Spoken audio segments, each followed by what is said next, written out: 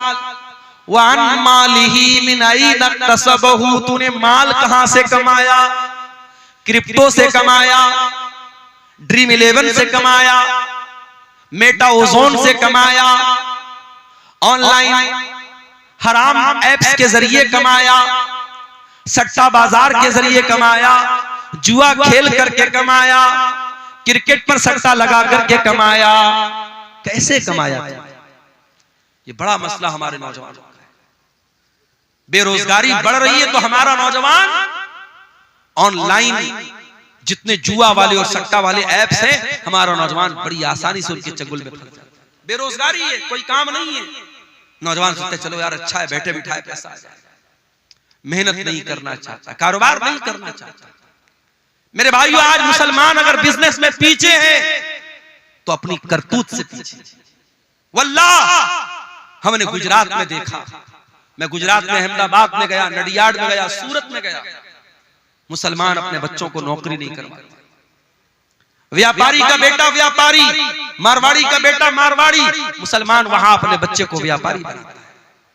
चाहे वो छोटी सी दुकान खोल के बैठा है, मगर कारोबार कर रहा है, उसका माइंड कारोबारी है। आज इस मुल्क में हमें और आपको अगर अपने वजूद को बचाना है, हमें बिजनेस और कारोबार में भी आगे बढ़ना है। और मैं ये बात इसलिए कर रहा हूं क्योंकि अगर हमने अपने आप को बिजनेस में आगे नहीं बढ़ाया, आगे आने वाले दिनों में बड़ी कठिनाइयां आएंगी। इन मदरसों, इन मस्जिदों और हमारे दीन की बुनियादों पर जो दिन रात हमले हो रहे हैं, इन हमलों से अपना डिफेंस करने के लिए भी हमें पैसे की जरूरत पड़ेगी। आज हम जानते हैं सुप्रीम कोर्ट और हाई कोर्ट में वकीलों की फीस कितनी महंगी होती है। अभी हमारे उत्तर प्रदेश में मदरसों का केस चल रहा था, हाई कोर्ट का फैसला आ गया कि सारे मदरसे जो है गलत है, बंद कर दिया जाए, और 10,000 से ज्यादा जो टीचर थे उनकी नौकरी खतरे में पड़ गई। तो वहां मदरसों की जो एसोसिएशन है उसने इस मामले को सुप्रीम कोर्ट में उठाया, और सुप्रीम कोर्ट में बड़ी महंगी वहां के वकीलों की एक सुनवाई की जो फीस होती थी 50-50 लाख रुपए होती थी, वो फीस उन्होंने पेमेंट किया और उसके बाद केस को लड़ा और जज साहब के सामने पूरे मामले को रखा, और अल्हम्दुलिल्लाह सुप्रीम कोर्ट का जजमेंट आ गया कि नहीं, इतने सैकड़ों सालों से ये मदरसे चल रहे हैं, इन मदरसों को बंद नहीं किया जा सकता। सुप्रीम कोर्ट ने जजमेंट दे दिया, फैसला दे दिया। मेरे प्यारे साथियों, आज अगर कोई बेकसूर है और उसके खिलाफ कोई केस हो गया है, केस को लड़ने के लिए भी पैसे की जरूरत है, मस्जिदों को बनाने के लिए पैसे की जरूरत है, कब्रिस्तान और वक्फ की जमीन को बचाने के लिए आपको फंड की जरूरत पड़ेगी। और फंड कहां से आएगा? जब आप बिजनेस में आगे नहीं बढ़ेंगे, जब कारोबार में आगे। इसलिए हराम तरीके मत अपनाओ। कयामत के दिन तीसरा सवाल किया जाएगा, तुमने माल कहां से कमाया। चौथा सवाल, वफीमान फकहू, तुमने माल कहां पर खर्च किया था। हैप्पी न्यू ईयर मनाने के लिए किसी होटल का टिकट तो नहीं खरीदा था, नए साल के जश्न के मौके पर शराब में तो नहीं लुटाया था, सर्दी के मौसम में किसी पिकनिक स्पॉट पे जाके दोस्तों के साथ रंगरलियां मनाने तो नहीं चला गया था। आजकल लोग कश्मीर बहुत जा रहे हैं, हमारे इंस्टाग्राम पर मैंने देखा बड़ी रील्स आ रही है, लोग कश्मीर में जा रहे हैं, मियां बीवी जा रहे हैं और वहां जाके जो है बर्फ के ऊपर दिल बना रहे हैं कि साहब हम अपनी बीवी से बड़ी मोहब्बत करते हैं। अरे बीवी से मोहब्बत करते हो तो वहां कश्मीर में जाके बर्फ बनाने से थोड़ी साबित होगा। बीवी का हक अदा करो, बीवी का ख्याल रखो। कश्मीर जाने के लिए लोगों के पास ठंडा नहीं है और अपने घर में लेटे हैं और अस्सलातु खैरुम मिनन नौम की आवाज आ रही है, तो ये सर्दी में रजाई के अंदर दुबक करके लेटा हुआ है और फजर में नहीं जाता है। पूछो क्यों नहीं जाता है? कहते मौलवी साहब बड़ा ठंडा है, बहुत ठंडा है, बहुत सर्दी है। अपने बिस्तर को छोड़ करके तू 10 कदम दूर मस्जिद में नहीं जा सकता, तेरे लिए बहुत ठंडा है। और इसी दिसंबर के कड़कड़ाते हुए सर्दी और ठंडे में कश्मीर चला जाता है दोस्तों के साथ, और मनाली और कुल्लू चला जाता है अपनी फैमिली के साथ। मेरे प्यारे साथियों, इससे पता ये चलता है कि तेरे दिल में अल्लाह की मोहब्बत कितनी है, तेरे दिल में ईमान की मोहब्बत कितनी है। चौथा सवाल ये होगा, पैसा कहां खर्च। ये मत सोचो पैसा हमारे बाप का है, पैसा हमने कमाया है, हमारी मर्जी हम जहां चाहे खर्च करें। नहीं, पैसा कहां से आया इसका भी हिसाब देना पड़ेगा, पैसा कहां खर्च किया इसका भी हिसाब देना पड़ेगा। ये जो हराम जगहों पर पैसा लुटाते हो, हिसाब देना। शायर आ रहा है, शायरी पढ़ रहा है। अभी एक वीडियो मैंने देखा, शायर उल्टी सीधी शायरी पढ़ रहा है, लोग नोटों की बारिश कर रहे हैं। कई जगहों पर अहले हदीसों के जलसों में, प्रोग्रामों में शुअरा जो पढ़ रहे हैं, शायरी पढ़, उन पर नोट बरसाए जा रहे हैं। माफ कीजिएगा, ये मुनासिब तरीका नहीं है। ठीक है, आप शायर को हौसला अफजाई के तौर पे कोई रकम देते, उस पर एतराज नहीं है, मगर नोटों की बारिश करना, नोट बरसाना, एक एक नोट इस तरीके से उसके ऊपर लुटाना, ये गलत तरीका है, ये हराम तरीका है। यूं उत्तर प्रदेश के अंदर एक शादी में मुसलमान लड़के ने अपनी बारात के मौके पर, अपनी शादी के मौके पर 20 लाख रुपया हवा में लहरा दिया। 20 लाख रुपया नोटों की गड्डी को हवा में लहरा दिया कि साहब मैं बहुत खुश हूं आज मेरी शादी। मेरठ के अंदर, उत्तर प्रदेश में मेरठ एक जगह है, मेरठ में एक मुसलमान की शादी हुई और लड़के को ससुराल से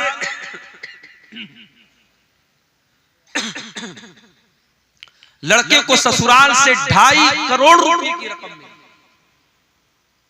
और मौलाना साहब जो निकाह पढ़ाने आए तो उनको 11 लाख रुपए कैश। हमारे यहाँ जब ये न्यूज आई तो हमारे बहुत सारे मदरसे के टीचरों ने कहा कि चलो अब वही मेरठ में चल के हम लोग निकाह पढ़ा। 11 लाख रुपया एक निकाह का मिल रहा है। तो मुसलमान पैसा लुटा रहा है भाई। आज आप जाके देख ले, जितने खाने पीने की दुकानें हैं वहां गैर मुस्लिमों की भीड़ आपको नहीं मिलेगी, मुसलमानों की। ये कबाब की दुकानें, ये बिरयानी की दुकानें, ये चटर पटर सामानों की दुकानें, कौन मिलेगा? मुसलमान मिलेगा। अभी मैं कटिहार स्टेशन के बाहर देखा, कोई चाय वाला था, चाय की दुकान पे वो चाय बेच रहा है, हांडी वाली चाय, बड़ी मशहूर चाय भाई। उसकी चाय पीने ज्यादा नौजवान मुसलमान जा रहे और चाय भी पी रहे, साथ में सिगरेट का धुआं भी उड़ा रहे। दौलत अल्लाह की बहुत बड़ी नेमत है। इस दौलत का हिसाब देना पड़ेगा आपको। कहां खर्च किया आपने, कहां से आई ये दौलत, अल्लाह को हिसाब देना।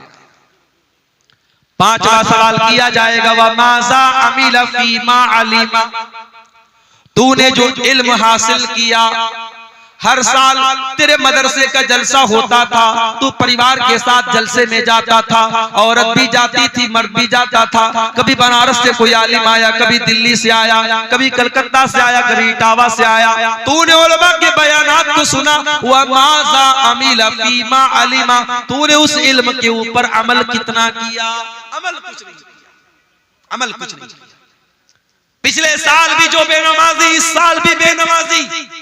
पिछले साल भी जो सूद खाता था, इस साल भी सूद खा रहा है। पिछले साल जो जुआ खेलता था, इस साल भी जुआ खेल रहा है। पिछले साल जो ज़िना में मुलव्विस था, इस साल भी ज़िना में मुलव्विस है। मेरे प्यारे साथियों, अगर इतनी तकरीरों और जलसों के बावजूद अगर हम अमल नहीं करते हैं, माफ कीजिए, ये एनर्जी, ये पैसा, ये सरमाया, ये कैपिटल जो लग रहा है इन जलसों पर, इन तकरीरों में, सब बर्बाद न हो जाए, कहीं क़यामत के दिन हमारे लिए मुसीबत न बन जाए। क्योंकि अल्लाह पूछेगा, व माज़ा अमिला फीमा अलिमा, तूने जो इल्म हासिल किया उस इल्म के ऊपर तूने अमल किया। मई जून का महीना आता है, हमसे गर्मी बर्दाश्त नहीं होती। जिसके घर में अल्लाह ताला ने ताकत दी वो एसी लगवाता है, जिसके घर में इस्तिताअत एसी की नहीं वो कूलर लगवाता है, जिसके घर में कूलर नहीं कम से कम पंखा चल रहा है। हमसे गर्मी बर्दाश्त नहीं होती, हम ट्रेन का सफर करते हैं, हम कोशिश करते हैं एसी में सफर करें, गर्मी के मौसम में हम स्लीपर में सफर नहीं कर सकते। मेरे प्यारे साथियों, कभी आपने सोचा और गौर किया कि कब्र की उस 2 गज जमीन के अंदर जब आप जाएंगे, वहां कौन आपको एसी देगा, वहां कौन आपको कूलर देगा, वहां कौन आपको पंखा देगा? अल्लाह के नबी फरमाते हैं, अगर मरने वाले का अमल ठीक नहीं है, उसका अकीदा ठीक नहीं है, उसकी कब्र को उसके ऊपर तंग कर दिया जाएगा, उसकी कब्र को टाइट कर दिया जाएगा, इतना टाइट कर दिया जाएगा उसके बदन की पसलियां एक दूसरे के साथ मिल जाएंगी और बहुत ही खतरनाक किस्म का फरिश्ता आएगा और ऐसी शक्ल में आएगा, बड़ी हैबतनाक शक्ल में आएगा और हथौड़े से उसके सर पे मारेगा और वो चिल्लाएगा। वो मरने वाला जो कब्र में है वो चिल्लाएगा और उसके चिल्लाने की आवाज को इंसान और जिन्नात के अलावा सारी मखलूकात सुनेगी, सारे जानवर सुनेंगे। वहां उस कब्र के अजाब से बचने की मेरे भाइयों हमने क्या किया? कयामत के दिन जब सूरज 1 मील की दूरी पर होगा, गर्मी से लोग बेहाल होंगे, पसीने में डूबे हुए होंगे। अल्लाह के नबी फरमाते हैं सबअतुन युज़िल्लुहुमुल्लाहु फी ज़िल्लिही यौमा ला ज़िल्ला इल्ला ज़िल्लुहु। क़यामत के दिन 7 लोग ऐसे होंगे जिनको अल्लाह ताला अपने अर्श का साया देगा, और जिसको अल्लाह ताला अर्श का साया दे देगा उसको एसी की जरूरत नहीं पड़ेगी, उसको कूलर की जरूरत नहीं पड़ेगी, उसको गर्मी ही नहीं लगेगी, उसको पसीना ही नहीं बहेगा। समझो अल्लाह ताला अपनी स्पेशल एसी दे देगा क़यामत के दिन। किसको? 7 लोग। नंबर 1 अल इमामुल आदिल, अदल इंसाफ करने वाला इमाम। इमाम किसको बोलते हैं? मस्जिद में नमाज पढ़ाने वाला इमाम यहां मुराद नहीं है। इमाम से मुराद वो इंसान है जिसके हाथों में लोगों की बागडोर हो, जो अपने इलाके का सरपंच हो, अपने इलाके का सरदार हो, अपने शहर का जिम्मेदार हो, अपने रियाया का बादशाह हो, अपने इलाके का वजीर हो, जिसके हाथ में हुकूमत हो, प्रशासन हो, एडमिनिस्ट्रेशन हो, उसको अल्लाह के नबी ने इमाम कहा है। और इमाम की पहचान ये होनी चाहिए, वो इमाम आदिल, जिसके हाथ में हुकूमत हो, वो किसी के साथ अन्याय न करे, अत्याचार न करे, जुल्म न करे। अगर हुकूमत है और अत्याचारी है, वो जालिम है, अल्लाह के उसकी बड़ी सख्त पकड़। नंबर 2 वशाफुन नशा फी इबादतिल्लाह, और अल्लाह ताला क़यामत के दिन अपने अर्श का साया उस इंसान को देगा, उस नौजवान को देगा जिसकी जवानी अल्लाह की इबादत में गुजरी हो। जवानी अल्लाह की इबादत में गुजरी, जिसकी जवानी मस्तियों में, हराम कामों में, अय्याशी में न गुजरी हो, जिसने अपनी जवानी को अल्लाह की इबादत में गुजारा। शेख सादी कहते हैं दर जवानी तौबा करदन शेवे पैगंबरी, वक्त पीरी गुर्गे जालिम की शवत परहेजगार। अरे जवानी में तौबा करो, जवानी में तौबा करना और अल्लाह की तरफ लौट के आ जाना, ये पैगंबरों का तरीका है, ये नबियों का तरीका है। बुढ़ापे में तो जालिम भेड़िया भी शरीफ बन जाता है। बुढ़ापे में तौबा कर ली तो कौन सा कमाल कर लिया। तौबा करना है तो जवानी में, नमाज की आदत डालना है जवानी में डालो। हज और उम्रा अगर अल्लाह ने दौलत दी है, हज और उम्रा जवानी में जाके करो, अपनी बीवी को लेके जाओ, जवानी में कराओ मेरे प्यारे साथियों। और जवानी में जब आप हज और उम्रा करेंगे उसकी एक अलग लज्जत मिलेगी। उसके बाद फरमाया वरजुलानी तहाब्बा फिल्लाहि इज्तमा अलैहि व तफर्रका अलैहि, और 2 लोग आपस में मोहब्बत करते हो अल्लाह के लिए, मिलते हो तो अल्लाह के लिए, जुदा होते हो तो अल्लाह के लिए। मुझे मालूम है सीमांचल के इस इलाके में बहुत मोहब्बतें भी मुझको मिलती हैं। बाज़ इलाकों में जाता हूँ, 70 साल का बूढ़ा आता है, मुझे बड़े खुश होकर के मुझसे मुसाफा करता है और बड़ी खुशी के साथ कहता है मौलाना आज तक आपको यूट्यूब में देखते थे, आज पहली बार रियल देखे। ऐसी बूढ़ी औरतों के फोन भी मेरे पास आते हैं जो कहती है कि मौलाना रात में आपकी तकरीर सुने बगैर नहीं सोती, मेरा कोई रिश्ता नहीं है, कोई रिलेशन नहीं है, मैं उनके इलाके का नहीं हूं। फिर ये मोहब्बत क्यों है? ये मोहब्बत इसलिए है कि कहीं ना कहीं दिल में ये बात है कि ये अल्लाह की बात बता रहा है, रसूल की बात बता रहा है। अल्लाह की मोहब्बत ये हमारे और आपके रिश्ते को जोड़ रही है। एक हफ्ता पहले उनको बता दिया मैंने कि देखिए बहुत सख्ती हो गई है, छुट्टी नहीं मिल रही, लेकिन प्रोग्राम में मैं नहीं आ पाया। बाद में बहुत लोग नाराज भी हुए। लोगों ने वहां कमेटी वालों को कहा कि लोगों ने झूठ मूठ बात नहीं की, मौलाना से नाम दे दिया। हम सबको ये बात समझनी चाहिए, जलसे के मैनेजमेंट कमेटी को भी समझना चाहिए और आम पब्लिक को भी ये समझना चाहिए कि जिस मुकर्रिर को हम बुलाते हैं वो भी इंसान है, उसके साथ मजबूरी आ सकती है, उसके साथ कोई हादसा हो सकता है। और खास तौर से अगर वो इंसान किसी इदारे के साथ जुड़ा है, किसी बंधन में है, किसी मुलाजमत में है, तो फिर उसके साथ और मजबूरियां भी हो सकती हैं। हमें तमाम बातों का लिहाज रखना चाहिए। मोहब्बत कभी कभी बहुत भारी पड़ जाती है। अब कहीं मैं नहीं पहुंच पाया, जलसे वाले जानते मेरी मजबूरी है, लेकिन आम पब्लिक नहीं जानती। आम पब्लिक जलसे वालों को दोषी करार देती है और वो लोग नहीं समझते कि भी किसी मजबूरी की वजह से मौलाना नहीं आ पाए।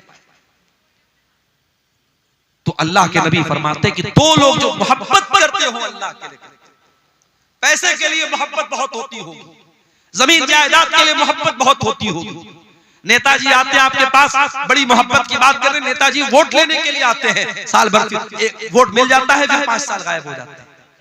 मगर वो मोहब्बत कि रात में आप जब दुआ के लिए हाथ उठाते हैं तो आप दुआ करते हैं, वो मोहब्बत अल्लाह की। वो मोहब्बत के इंसान मर गया, इसी इलाके के जो बुजुर्ग उलमा दुनिया से चले गए, आज भी हम उनको याद करते तो उनके लिए दुआ करते हैं, ये मोहब्बत अल्लाह के लिए होती है। वरजुलानी तहाब्बा फिल्लाही, कयामत के दिन अल्लाह ताला अपने अर्श का साया उन दो लोगों को देगा जो आपस में मोहब्बत करते हो अल्लाह के लिए, मिलते हो तो अल्लाह के लिए, जुदा होते हो तो अल्लाह के लिए। वरजुलुन क़ल्बुहु मुअल्लकुम फिल मसाजिद, और वो इंसान भी कयामत के दिन अल्लाह के अर्श का साया पाएगा जिसका दिल मस्जिद में अटका हो। हमारा दिल तो मोबाइल में अटका रहता है, 1 मिनट के लिए मोबाइल डिस्चार्ज हो जाए हम बेचैन हो जाते हैं। कभी वो बेचैनी नमाज के लिए क्यों नहीं पैदा होती? आप मार्केटिंग करने गए मंगल बाजार, असर का टाइम आया, आप 2 मिनट 5 मिनट निकाल करके बाजू की मस्जिद में नमाज नहीं पढ़ सकते थे क्या? शाम को आप कहीं दोस्तों के साथ घूमने गए, इशा की जमात का टाइम निकल गया, घर वापस आए, आप घर वापस आकर के इशा की नमाज नहीं पढ़ सकते थे क्या? अगर नमाज की फिक्र होगी, नमाज की टेंशन होगी, नमाज की चिंता होगी, आप कहीं भी चले जाएं आपको नमाज की फिक्र लगी रहेगी। वरजुलन क़ल्बुहु मुअल्लकुम बिल मसाजिद, जिसका दिल मस्जिद में अटका हो। अल्लाह के प्यारे नबी को नमाज की इतनी चिंता होती थी, इतनी फिक्र होती थी कि जब जंगे खंदक का मौका आया और दुश्मनों से लड़ाई का टाइम चल रहा था, दुश्मन हमला कर रहे थे, अल्लाह के नबी और सहाबा अपना डिफेंस कर रहे थे, उसी हालत में असर की नमाज का टाइम हो जाता है और जंग इतने जोर से चल रही थी कि जंग को रोक करके नमाज पढ़ने का टाइम नहीं था। यहाँ तक कि सूरज गुरूब हो गया और मगरिब का टाइम आ गया और असर की नमाज कज़ा हो गई। अल्लाह के प्यारे नबी किसी पर बद्दुआ नहीं करते थे, किसी के बारे में बुरा भला नहीं बोलते थे, लेकिन जब उन लोगों की वजह से आपकी असर की नमाज कज़ा हो गई, आपने बड़े गुस्से में बद्दुआ दी और आपने फरमाया मला अल्लाहु बुयूतहुम व क़ुबूरहुम नारा, अल्लाह उनके घरों को जहन्नम की आग से भर दे, अल्लाह उनकी कब्रों को आग से भर दे। शगलूना अनिस सलातिल वुस्ता, उनकी वजह से हमारी फजर की नमाज चली गई, माफ कीजिएगा असर की नमाज।